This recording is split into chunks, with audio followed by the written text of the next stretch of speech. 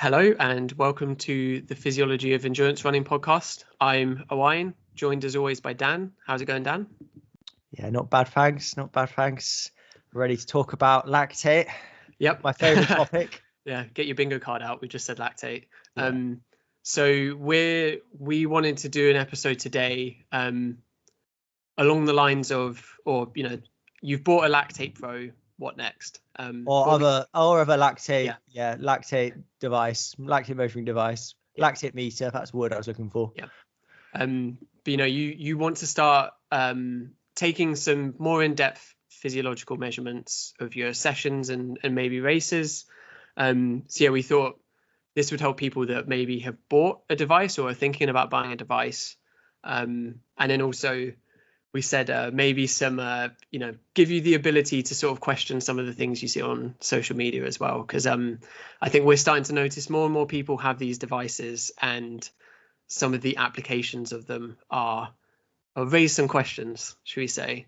I think questionable. They're not even raise some questions. Very questionable. And I think we've got to blame Jakob Ingebrigtsen, haven't we, for just blowing it up, because so many people I know or come to the lab for testing. They're like, oh yeah, I got a lactate monitor. I bought one, and you see it everywhere on social media, don't you? Yeah. And actually, they're really. You can just go. Anyone can just go buy a lactate meter and start measuring lactate, but that in itself isn't necessarily that useful unless you can interpret the data properly, and you actually know what it is telling you and what it's not telling you. Yeah. And how to actually get the most out of it. So I think that's what we're trying to cover today. This is like I was saying just before we recorded. This is like I want this to be like a cheat sheet, dummy's guide to using a lactate meter. Yeah. And I think something I feel quite strongly about is, you could say those same things about like just wearing a heart rate strap. Like, loads of people at the moment are buying heart rate straps because, the arm ones are really good now and they're not too expensive. There's going to be people where their application of that data isn't particularly good, but it's harmless. Whereas actually with, it's not a big amount of blood, but you are, potentially taking your own or other people's blood samples.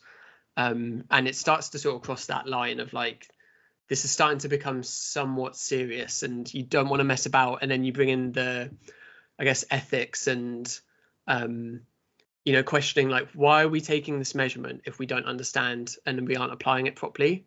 There is a discussion around that, that happens with lab testing that Dan does. There is a question of, is there any point in testing someone if they're not going to apply the data, like ethically?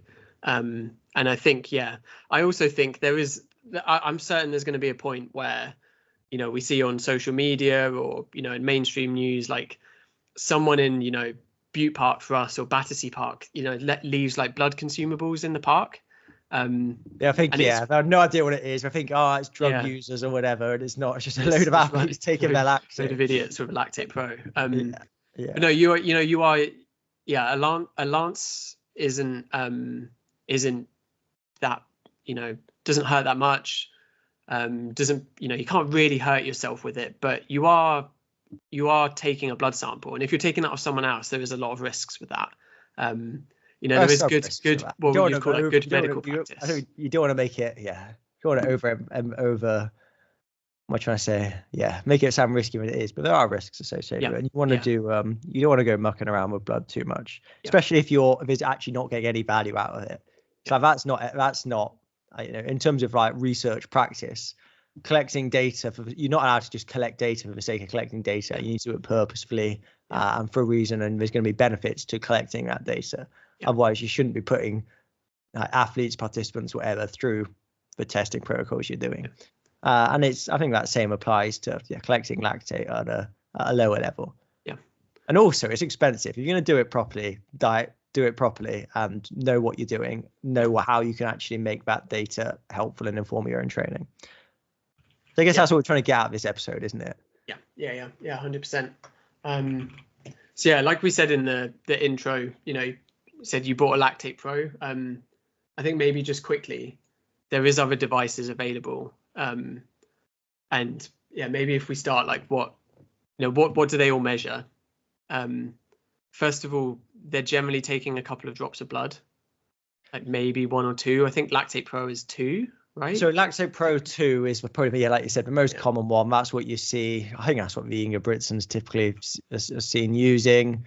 And yeah, that's probably the most common. It depends on what market you're in. If you're in, I think if you're in the States, it's very difficult to get your hands on the Lactate Pro 2. So often it's the Lactate Scout, or I think it's a Lactate Plus. I've only ever used the Lactate Pro 2 personally. And yeah, I think as they go, it's good. Lactate Pro 2 uses 5 microliters of blood, which is barely anything. It's less than a drop of blood. 5 microliters, I'm pretty sure from memory. It's uses an enzyme, a single use strip which has got an enzyme in it. So that is a pretty common way of measuring concentrations of not just lactate but other biomarkers as well. Yep. That's the same way. I'm pretty sure it's the same way the glucose markers, the glucose meters work. Collect 1 drop of blood, count down for 15 seconds, spits out a number. Yeah. And then, compared to the lab-based device, that, like, when we've talked about our testing, like, we're using a different machine. The lab-based devices take a bigger sample. It's still not very much blood, but it's, probably, would you say, like 20 times as much blood as a... Yeah, so we use a Biosyn C line, which is, if any like research lab in the country is going to be using a Biosyn C line pretty much. And it's actually that takes 25 microliters of blood, so it's only 5 times as much. But when you're trying to measure such small concentrations, that makes quite a big difference in the accuracy and the precision of the device. And I guess in terms of, if you just want to think about the cost of it, so our Biosyn C line costs in the range of like $5,000, I think, whereas a Lactate Pro 2 costs about 250 quid from memory. But yeah, the level of accuracy precision is higher with the lab grade devices. But I still think the portable ones, the Lactate Pro 2, for example, it's still useful enough to be, they're still precise enough to give you useful information. But I would bet my life on a reading coming out of a Biosyn, whereas Lactate Pro 2, I'd be like, I wouldn't be doing that. Let's put it that way. It can be a bit, every now and again, you're gonna, even if you follow best practice for measuring lactate, you can get a rogue error. Yeah, and the other sort of important thing, I guess, with the lab-based devices is, like, most of them will calibrate pretty regularly. So the Biosyn we use, it calibrates every hour against a standardized concentration. So it's not going to go sort of far off that calibration. It's going to be pretty accurate. Whereas Lactate Pros, I don't think you calibrate at all. I know we tried another device and it did have a calibration on it. How much you trust that is down to you, but you can't calibrate it. You're just relying upon the it staying stable over the course of the lifetime of a device, I guess. And I suppose a lot of the technology is in the strips, and they have got a shelf life. So like you buy a pack of 25 strips for about 40 quid, and they will come with a use by date. You've got to keep them in.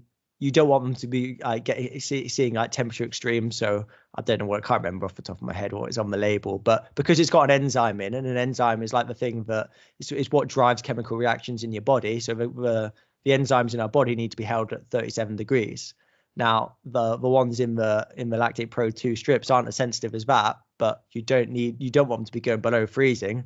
And you don't want them to be going probably over 35-40 degrees either. And there's temperature ranges on that, because that will influence the lactate reading you get.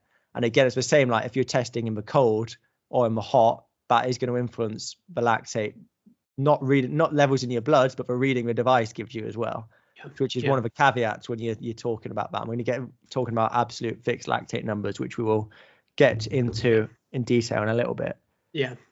So there's some considerations. You don't want to leave the device and the strips in your car.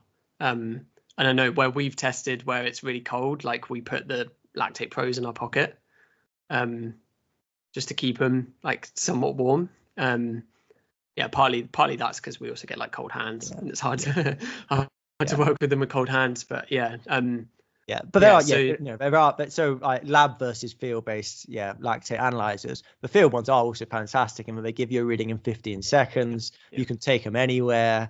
And they're not quite as precise, but they give you very actionable data immediately. So you can, like the biopsy, it takes about a minute to give you the sample, which actually is not quick enough to really action, like if you want to speed up or slow down on your next rep.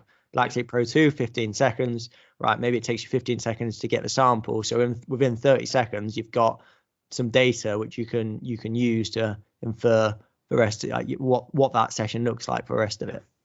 Which is fantastic, and like I said, easy to take anywhere.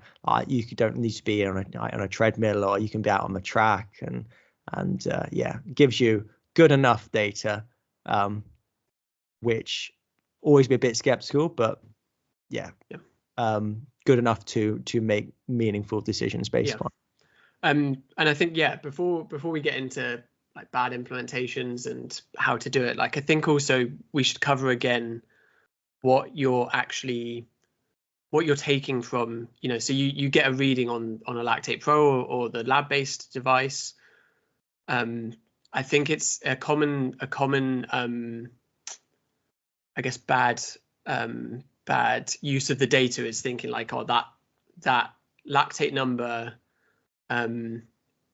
is black and white saying one thing, and actually, like we've said before, you're using the lactate reading from your blood to infer what's happening in your muscles, and there's a number of different things that can affect how much or how high lactate levels are in your blood.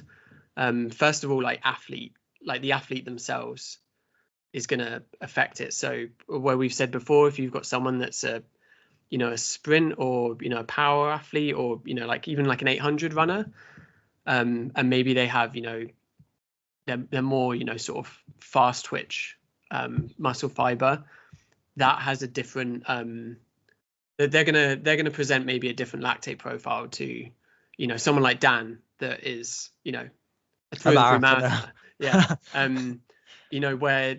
Where Dan is able to, Dan produces maybe produces less lactate in his muscles, and it's not just the lactate, it's also the other byproducts of metabolism that he's producing. And then he's going to be able to move that out into his blood, but then it's going to be moved on from his blood to be used as fuel in a different way to an 800 runner running at the same pace.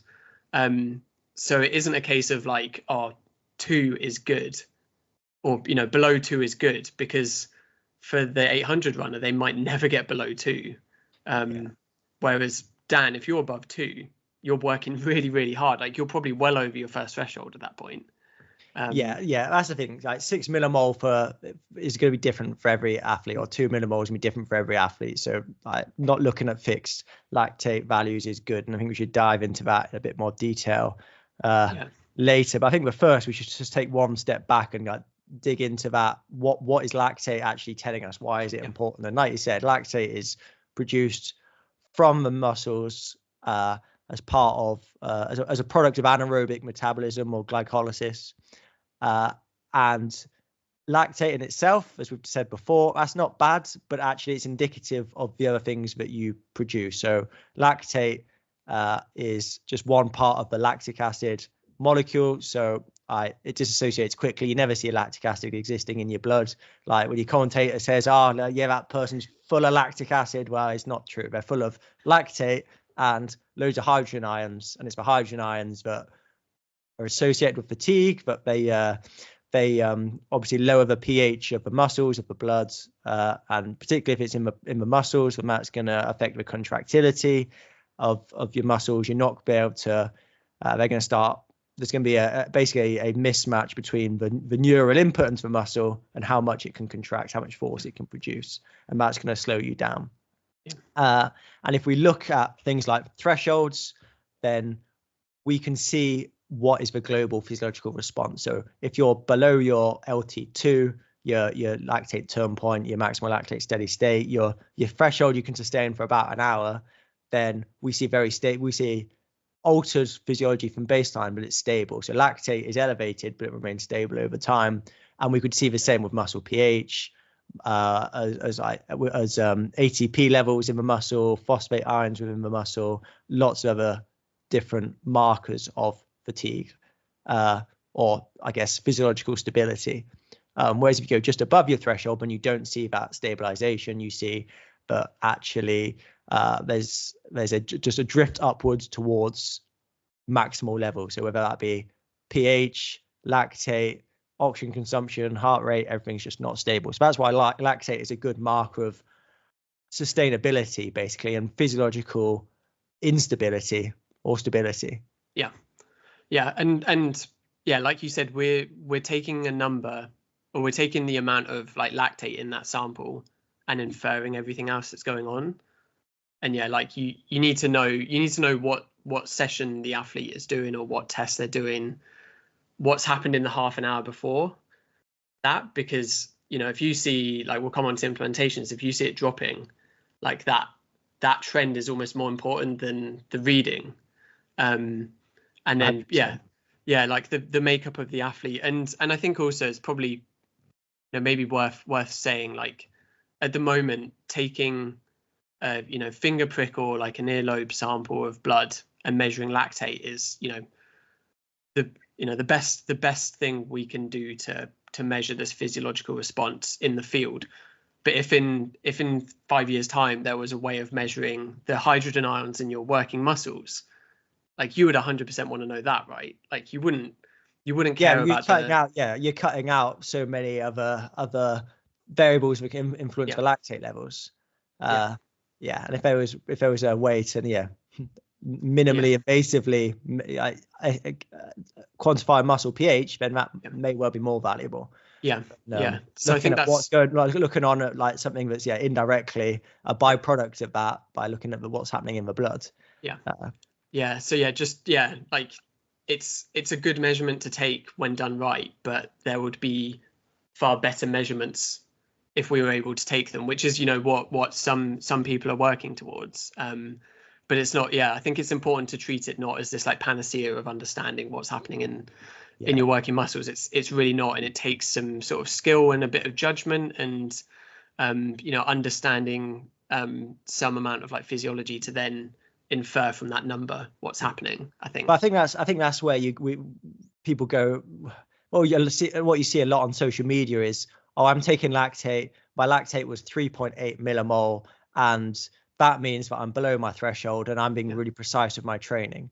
Whereas actually, it's a fake level of precision. Like, there is, so you're obviously being more. You can't. They're making too much of a number, basically, and I think using one of the things that people, what I'm trying to say is that you should use whatever data you're getting. It should be a guide for your training. Nothing is precise enough to say, right, you need to be training at, your threshold's at 19.5k an hour. You need to be training at 90. All your stuff needs to be at 19.2k an hour. Your lactate needs to be 3.7 millimole, and your heart rate needs to be in the range of 163 to 167. That's not how physiology works. It's not how the body works. So they oversell the benefits of they oversell the precision, is what I think one of the biggest flaws in social media's use of lactate and other devices. And I think that's what it can't measure. It can't. I don't think you can take a reading in isolation from a session and say I'm at or under or above one of the thresholds. I think if you, depending on the session and how long the reps are, and then the weather, if you're at sea level or altitude, if it's hot or not, status, hydration and food intake before. But if you have the whole session's worth of lactate readings, you could maybe say, okay, you were below your second threshold because they all stayed fairly level. Is something you could say, or you could say, okay, you're above your second threshold because they kept going up through the session. That's the sort of like guide that you're using it for. And maybe what can it measure? Like, I think that's where we've we've used it before where we've done, like monitored sessions is if someone comes in and wants to do 8 by a K, and kilometer reps are probably just about long enough to make it meaningful, the data. Like if you're going below 3 minutes in terms of reps, like you could probably run that above your threshold and maybe not have the sort of metabolic response. That's another area where it's maybe redundant doing the readings. But someone comes in and does 8 by a K and they say, okay, I want to be under LT2. We're not really going to look at the absolute number. Like maybe if the first one is off the charts, apart from taking another reading, maybe that then raises some questions. But then you're still asking the athlete, how are they feeling? What's their heart rate doing? You're asking those other questions. And then if it stays high, then, maybe that's a question. But really, you're just looking for it to stay fairly level through the session. And the absolute number isn't that important. Whereas, we've monitored sessions where the athlete sees the number after the first couple of reps and is like, oh, I can push harder. But the absolute number doesn't necessarily tell you anything, does it? You want to see the trend across the session. Yeah. So I think in terms of bad implementation, relying on fixed lactate values, because as I said, if you're below your LT2, then things should stabilize, and if you're above, things are going to destabilize over time. So lactate is just going to drift upwards if we're looking at lactate. But that equilibrium between that highest point, that highest intensity you can sustain, where lactate is stable, that equilibrium is going to be different for different athletes. So we've already said this, like if you're a more middle distance athlete, maybe your LT2 where you stabilize is 5 or 6 millimole. Whereas if you're a long course triathlete, it might only be 2.5 millimole. And so actually, if you're going off fixed lactate values, then 2.5 millimole is going to feel really hard for that Ironman athlete, and very easy for a middle distance athlete. And it's because the intensity is not the same. They operate, although their fixed lactate values are very similar, then it's not the same. So that's the case of the athlete. But then, like we said, like dehydration, if you're dehydrated, your lactate levels are going to be higher compared to if you've got plenty, because it's a concentration. It's a concentration of how much lactate is in your blood. If you've got less blood but producing the same amount of lactate, then you're gonna have higher levels. So just getting away from that 2 and 4 millimole, which is often quoted LT1, LT2, right? Definitely do that. So that's like number one. But then the other mistake people make is just taking the one lactate at the end of the session and going, oh yeah, that was right.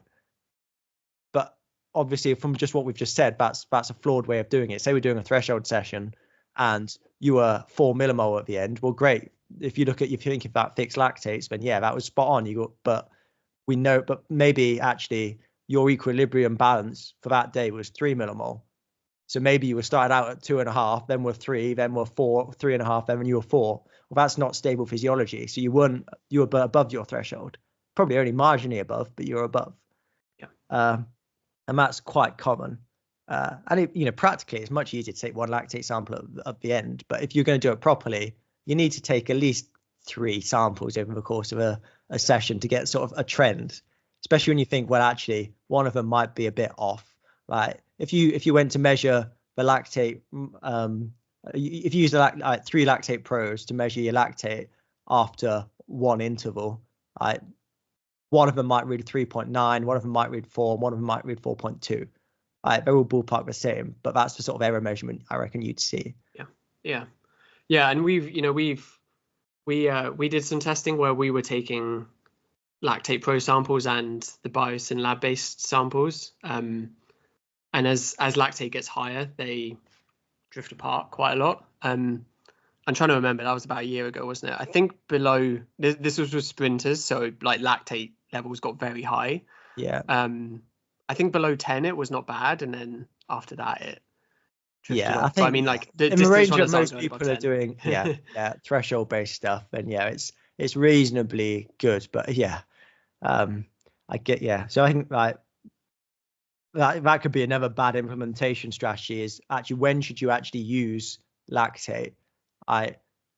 When should you measure it? In what sessions should you measure your lactate? And doing it after speed endurance stuff, is probably a waste of time, because you're going to see high lactate, and that's all you're going to see, high lactate. And whether you produce 20 millimole or 15 millimole, I don't think it really influences the session. And maybe it can tell you a bit about you as an individual athlete. And yeah, you can produce high lactate levels, you've got big anaerobic capacity, but you don't need lactate to tell you that. Can you run a good 400 meter rep, one off, max effort? Yeah, you've got a good anaerobic capacity. If you're like me and you can barely break 60 seconds or 400, yeah, I don't need to take a lactate sample afterwards to tell me that I have not got a big anaerobic capacity. I've not got many fast twitch muscle fibers. Yeah. I think another bad implementation we were saying is not having lab data to sort of reference against, or using, so if you come in and get tested by Dan and he's going to use a biosyn to take the sample, and then a week later you go out in the field with a lactate pro, like there is going to be differences in the measurement. It's like we said, it's not going to be massive, but you are using a different amount of blood in a different device. With a different amount of accuracy. If you expected, 3 millimole in a lactate pro is not the same as 3 millimole in a biosyn, especially because I get athletes going, so I should be targeting 3 millimole then for my LT2 stuff, because it's come out as their LT2 comes out as 3 millimole in a biosyn. But again, if they're going to use a lactate probe, then that's not going to match up. The day-to-day variation is going to be different. It goes back to just looking at the trends over the course of a session rather than just hanging your hat on the number. Yeah, the number does tell you something, because like you said, if you come out, you start your threshold session, the first lactate is 6, you've probably already overcooked it. Yeah.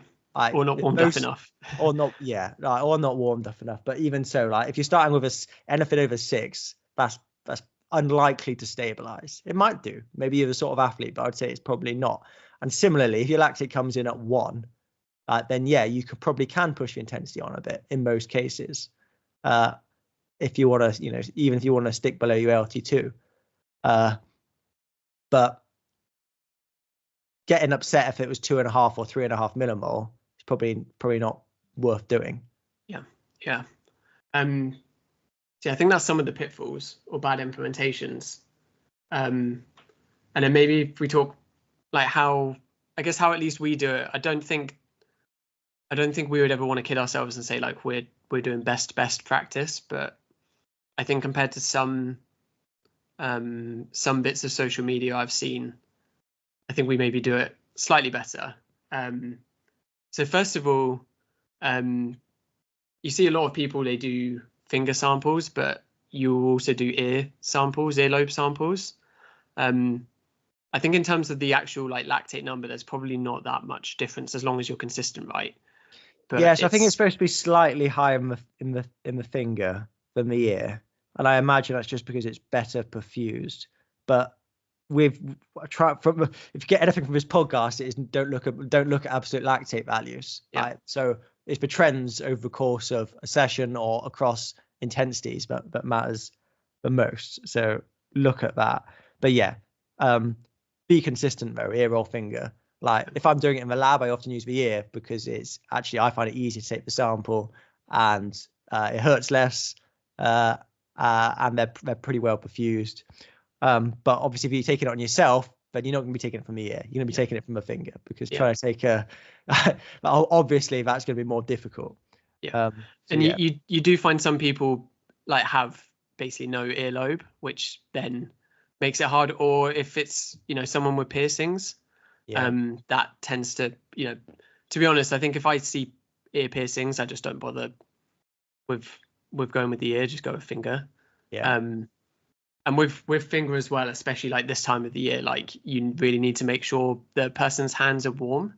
I've tested someone in the lab where I had to get them to hold a glove full of warm water, because even indoors their hands were really cold, and basically made the first hole and no blood came out at all, nothing, and their hands were really cold to even touch. So there's things like that if you're outdoors, which is also maybe another reason to not do ear if it's outdoors, or keep it covered, because temperature will affect as well. If it is cold, then actually the fingers are better. You can put have gloves on and stuff like that, can't you? And then I think probably the most important thing for actually getting good data is getting a good sample. I think it's really, really easy to get a bad sample. And I think especially with a Lactate Pro, and especially once you move towards summer where people are sweaty, like you want to make sure there's no sweat in the sample at all. So you really, really need to clean their finger, make sure it's as dry as possible. That's hard, you know. I mean, Dan sweats a lot in the lab. So when I've had to take samples of Dan, it's like you're sweating a lot. I've tested a triathlete that, like, you'll know who I'm talking about, who's insanely sweaty. And we were like using a towel to just like dry. I think we're taking like ear samples, but yeah, it's just like sweat everywhere sort of thing. So you need to make sure the sample is like clean of sweat, because that will really throw out the reading. That's important as well. Yeah, so best practice would definitely be, like, before you even take any measures, like alcohol wipe the hand, the finger you're going to be using. You also don't want alcohol in your sample, so dry it off with a tissue. Then you use a lancet, so a retractable lancet, on the finger, on the ear, wherever you're using it. Get a really nice drop of blood, wipe that away, because you want the blood that's been circulating around the system, not just stuck in the finger. That's what best practice is typically reported as. I don't find it makes any difference really, but it's not going to hurt either, and it just gives you another opportunity to wipe the finger away. Like as Owen said, if you get sweat in the sample, sweat's actually got quite high lactate levels in it. So what you tend to see is a big spike in lactate which is not real. It's just you got sweat in the sample, and that's the thing with because the Lactate Pro is collecting such a small amount of blood. If you get even the tiniest bit of sweat in there, it's going to really throw out the number. Whereas the Biosen's a bit more forgiving. You can get a tiny bit in and it's not going to really make any difference because you are collecting 5 times as much blood. But get a nice big drop of blood, I think, as well. That's my bet. The big thing, people try and take the smallest amount of, like, get the smallest amount of like, a drop of blood that they can, and then take the sample off of that. Make it easy for yourselves. You don't want to touch the skin, because the skin's obviously going to have sweat on it. Get a nice big round drop of blood that sits on the top of the finger. Very carefully touch the strip to the top of the drop of blood, and let it just suck it up.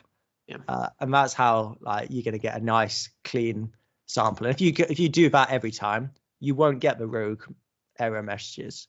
Like it does just take a bit of practice. But get a nice drop of blood.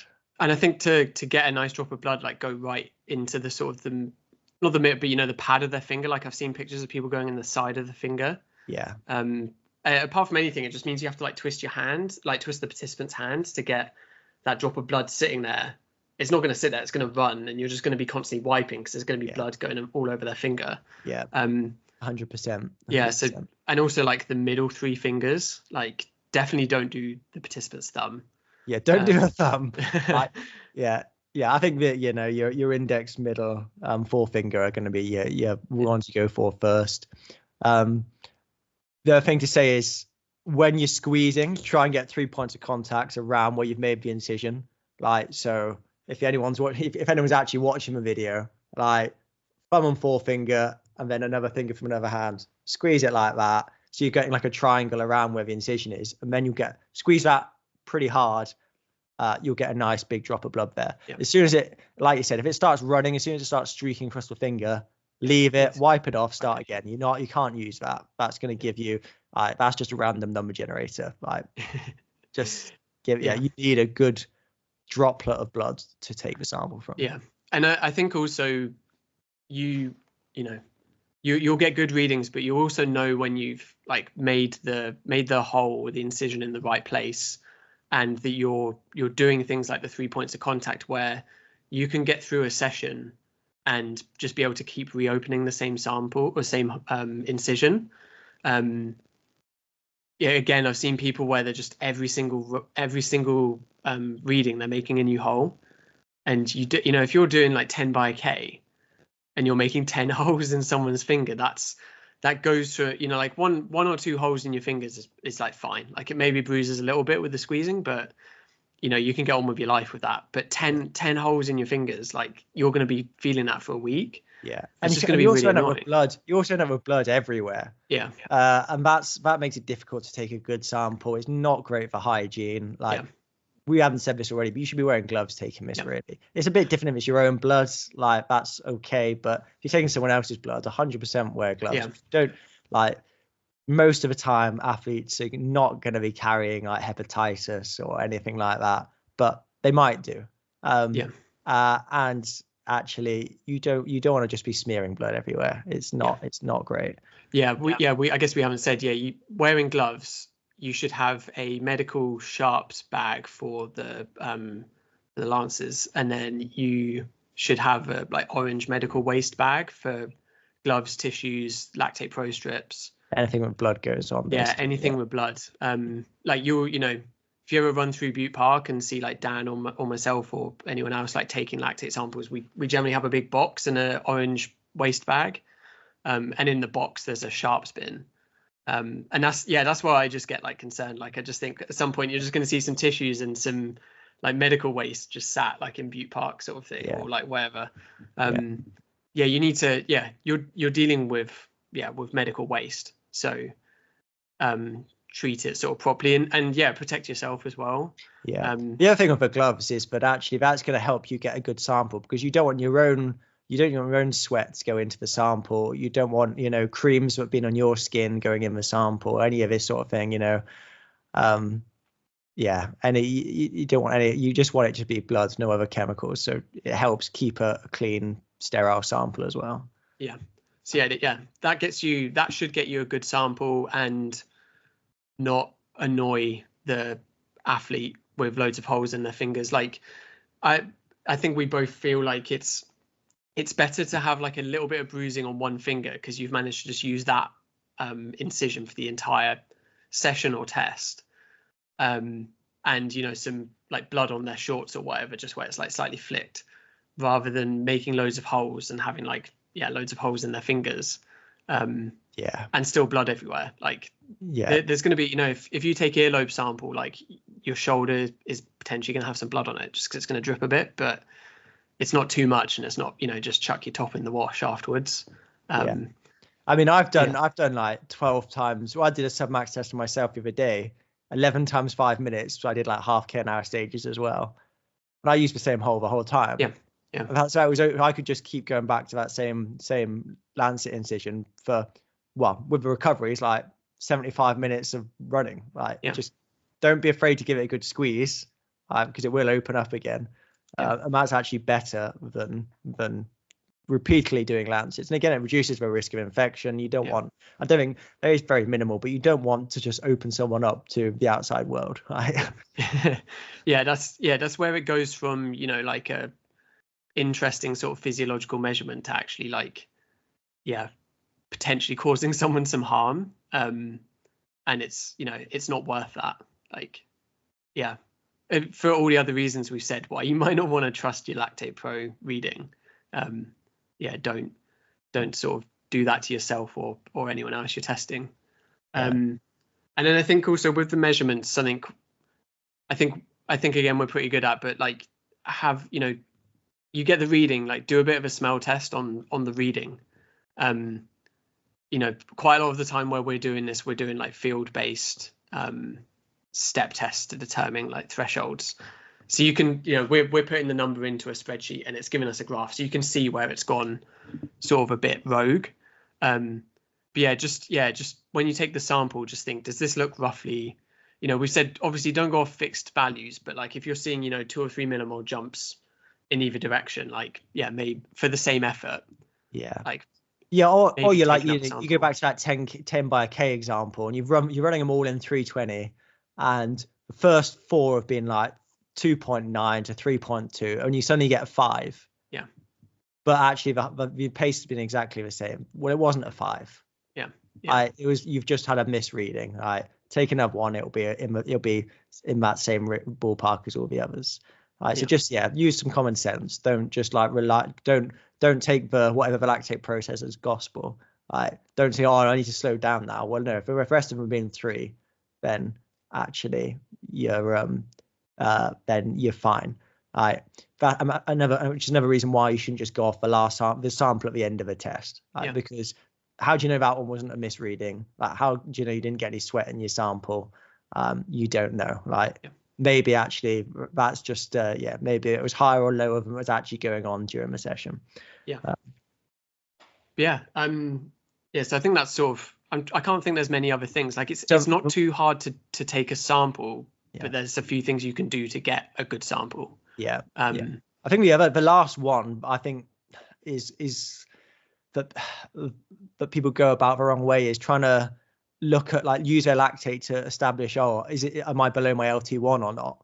Because actually the only way you can, if you do an easy run, you've been out for an hour and you take your lactate at the end and it's 1 millimole, you go, oh great, I was below LT1. But you probably were.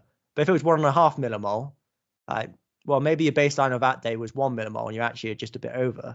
Or maybe your baseline of that day was 0.5 millimole because you're a super trained endurance athlete. Plus you're, maybe you're a bit glycogen depleted, you're very hydrated, and etc. So actually you are quite a bit above your LT1. The only way you can find out if where your LT1 is really is to do like a series of progressions and see that first rise in lactate above resting. You can't just take a spot check at the end of a run, and you can't even take run lactates throughout the run to see, because you should be stable below your LT2 anyway. So that's a case where you're actually probably better doing a submaximal test, a controlled environment, seeing what your heart rate is associated with that lactate, and using heart rate as your anchor for LT1.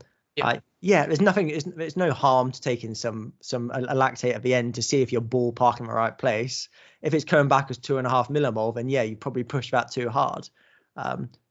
Or maybe you're a middle distance athlete and your baseline is 2.5 millimole, because I've seen that as well. But looking at it's for assessing the intensity of an easy run, lactate isn't great. I wouldn't use it. Certainly not as a spot check. I think, but Lactate Pro, if you can't get to a good lab to have a proper assessment with a bias in, then doing it yourself with a Lactate Pro is fine. I think the place that is the most value is in field-based monitoring of sessions rather than doing a test in itself.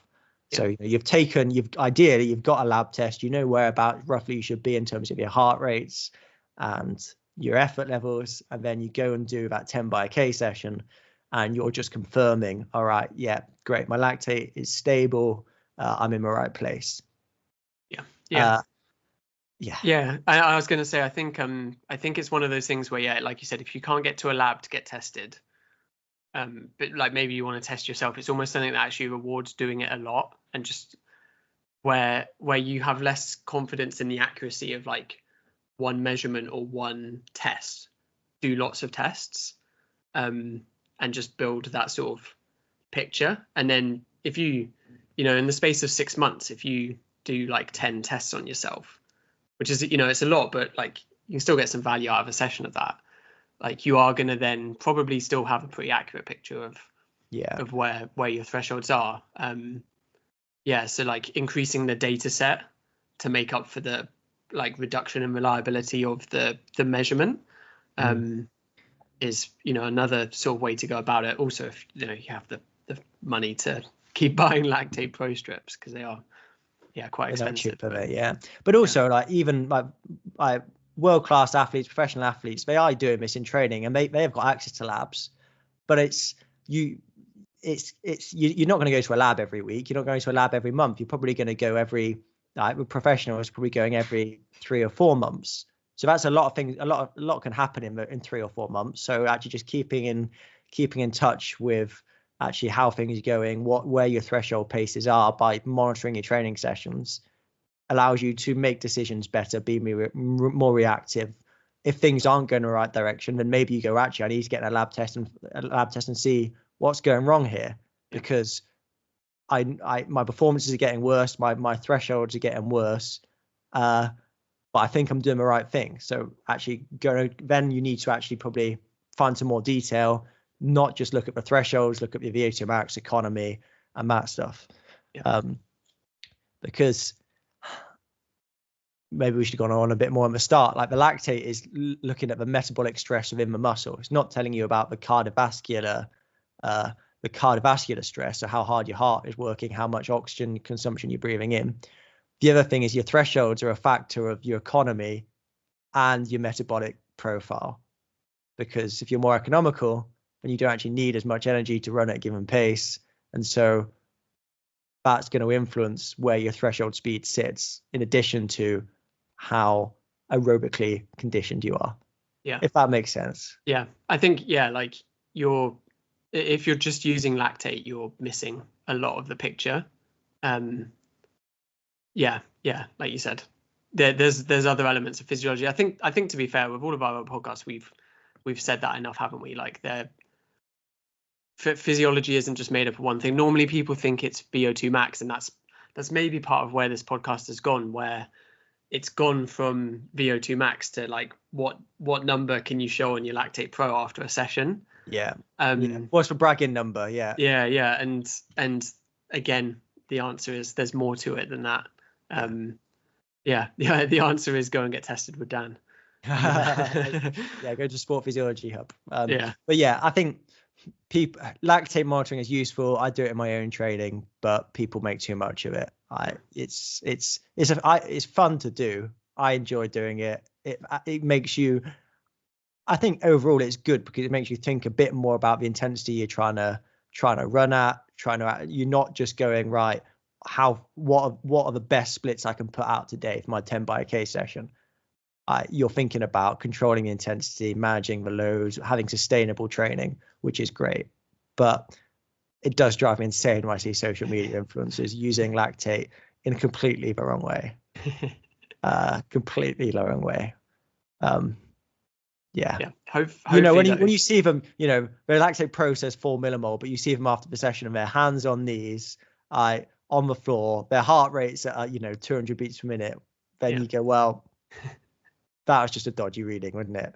Or your 4 millimole, well, maybe your baseline, your threshold heart rate, threshold lactate is on that day was 2.5 millimole, and you're working way too hard there. So don't just get locked onto a number. Use everything: heart rate, RPE, the pace, and the lactate. Combined, that just helps you make a more informed decision about your training. Hopefully if you've got a Lactate Pro or you're thinking about getting one, this is a good guide, or gives you some tools to make sense of some of the things you're seeing on social media, and have a laugh at the implementation. We won't call anyone out, shall we? But we were tempted to, but we won't make any enemies here on this podcast. But hopefully that's been helpful. As well as plugging the Sport Physiology Hub, we've got to say that this podcast is brought to you by Soar Running. So thank you very much, Soar, for supporting the show and letting us bring you loads of content. Really nice, high quality stuff. What I would say is if you experimenting with taking lactate for the first time, don't use your nicest Soar gear, right? Because it's, especially if they're really nice white tops, because it's not going to be white at the end. It always makes me laugh when people come to get tested for the first time and they're in a really their nicest bright white running kit, and that's not going to be white at the end of that. You've mucked up here. But go check out Soar Running. Really nice stuff. Just don't use it for lab testing. Don't come to me with your nicest Soar Running kit on. Something dark black, great, fantastic. But save the Soar kit for race day. Thank you very much, Soar, and thanks everyone for listening. See you next week.